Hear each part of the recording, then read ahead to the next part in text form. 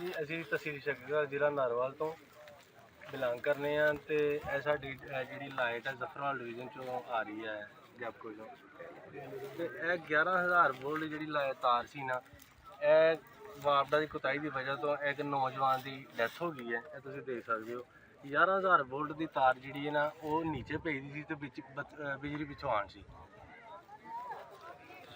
बिजली आन सी तो उसकी वजह से बच्चा आ रहा उतो कटाई करके गंदम की तो आन के तार ना लग के डैथ हो गया। तुम देख सकते हो किस तरह और सिर्फ वापडा की कुताई की वजह तो और रात का बकूआ होएगा अजे तक वापडा इतने नहीं पहुँच रही। यह हुण पुलिस पहुँची है तो साडा सारे पिंड का मुतालबा है कि इंसाफ दिता जाए और वापडा के खिलाफ सख्त कार्रवाई की जाए।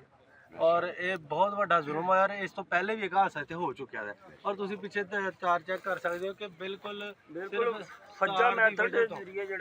सिर्फ एक तार की वजह तो 11,000 वोल्ट की तार की वजह तो एडा बड़ा नुकसान हो गया।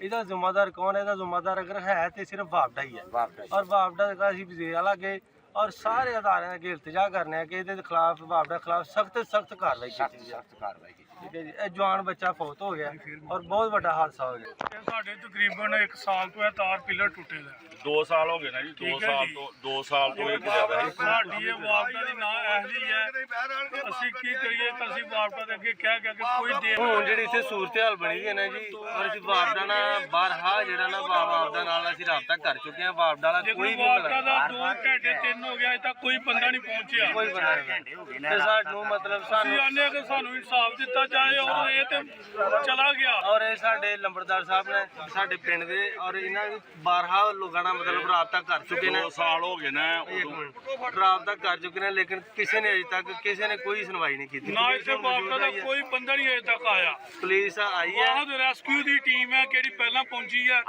उस तो इलावा कोई बंदा पुलिस वाले ने भी हुण आए नहीं। और मतलब साडे पिंड नूं इंसाफ साडे पिंड नूं कि नौजवान मतलब इहदा इंसाफ मिलना चाहिए, इन्हां दे खिलाफ कार्रवाई होनी चाहिए है।